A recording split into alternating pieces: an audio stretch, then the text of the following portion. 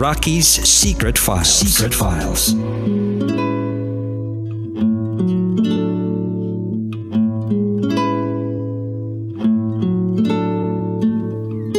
And we're back. Kasama niyo pa rin si DJ Rocky and this is Nurse Jane's Secret Files. Si Nurse Jane, napakiramdam niya siya yung tinutukoy ng SF sender last Tuesday.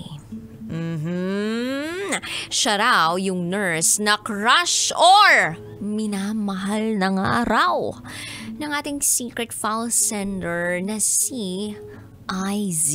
Si IZ na nagkaroon na ng girlfriend in the past, tapos umalis sa toxic relationship, ayaw na mong jumowa, pero bigla na lang nakaramdam ng kabog ng dibdib nung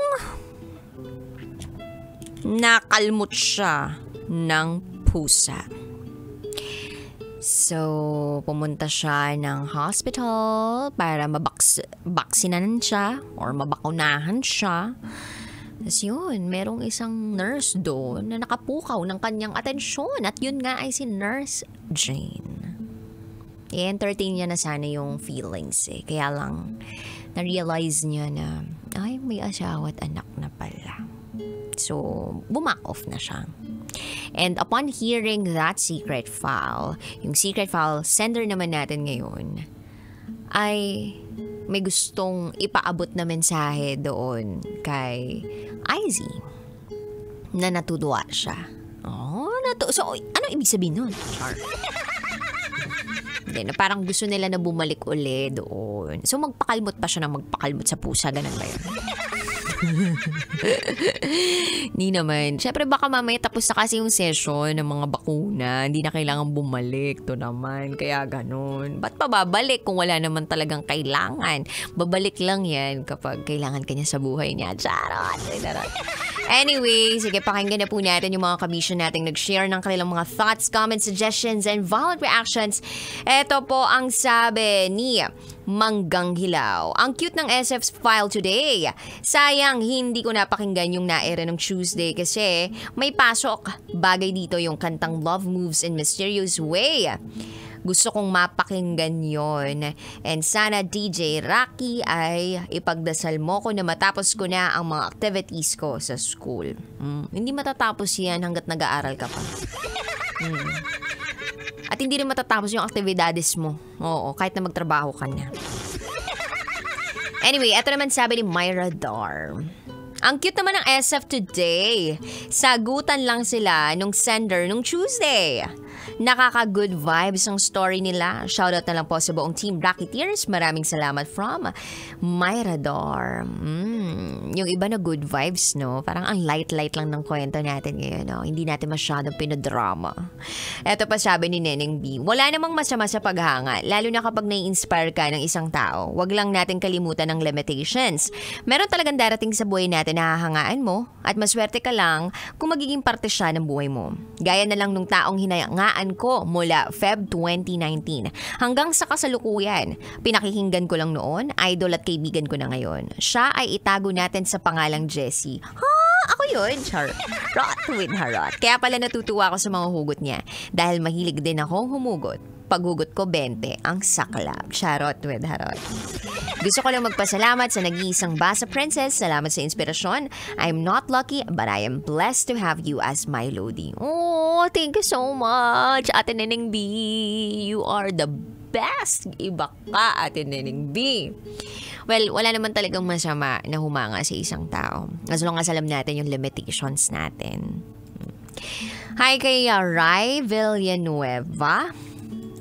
Hi din kay Jomar Paluli na nagsasabing, baka ikaw talaga yun.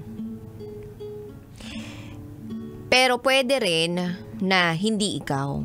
Shoutout po kila Evelyn at Mark Joseph. Nililito mo pa yung sender natin ngayon eh. I-assume na natin na siya yun. Ito pa sabi ni Charles Sancho, wala akong masabi sa SF sender ngayon pero naintindihan ko na ang harot pala nung SF sender natin ngayon. Kasi may mga mahaharot daw siyang tanong doon sa sender natin ng Tuesday. Tapos yung response, puro ngiti lang. Yung nahihiya ba? So kapag lesson learned, kung magpapabakuna, bakuna lang. Hindi yung haharot pa sa nurse. Charot with harot. Actually, si IZ/Miss Mick, siya yung hindi aggressive or assertive sa kung ano yung nararamdaman niyo. Yung mahiyain ba? And di ba, minsan yung mga mahihiyain, yun yung mga mas masarap asarin eh.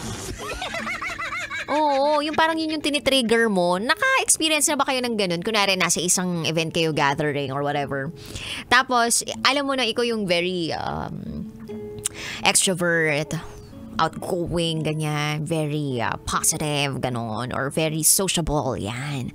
Tapos merong isa doon na in the corner of the room na hindi mo siya nagsasalita. Or parang hindi mo sure kung napapanis na yung laway niya, pero parang ganun na yung tumatakbo sa utak mo. So ngayon, ikaw, as an entertainer and as an extrovert, na ayaw mo rin na merong ma-left behind, pumunta mo, kakausapin mo. Tapos minsan, naaaliw ka sa pakikipag-usap sa mga ganong tao. May mga ganong pong tao na naaaliw sa pakikipag-usap sa mga maiyaing tao. Ako ba ganun ako? Hindi ko sure. Anyway, hi kay Igop Motovlog. Sabi niya, maganda ka pa sa hapon, DJ Rocky. Ang masasabi ko lang for our sender today, mas okay na lang na ganon. Huwag nang maglandian. May pamilya na ang sender natin, kaya iwas-iwas na lang sa tukso. Shoutout po pala sa mahal kong live-in partner na si Kim. Dershi, I love you. May pasalubong ako pag uwi ko. Uy, may pasalubong pa. Ayan, kita-kits tayo bukas sa Hapag sa Marikina. Uy, thank you ha. Sana makapunta talaga kayo bukas sa Hapag sa Marikina para sa San Miguel Pale Pilsen Biroket 2024. Alas 6 po ng gabi yan, March 22. Makibirit na sa amin at makisaya. Kasama ko po dyan sina Tanya Chinita at Uncle Dagol as host. Ako po ay magko-cover ng mismong event na yan. At malay ninyo, ako nang magpa-shot sa inyo. Charot with harot. So, kita-kits tayo tomorrow sa Hapag sa Marikina. Anyway, ang dami pang nag-comment sa ating secret file sender for this afternoon. Marami na kukyutan, marami namang parang kinakabahan, baka mamaya mangyari yung hindi dapat mangyari, ganon.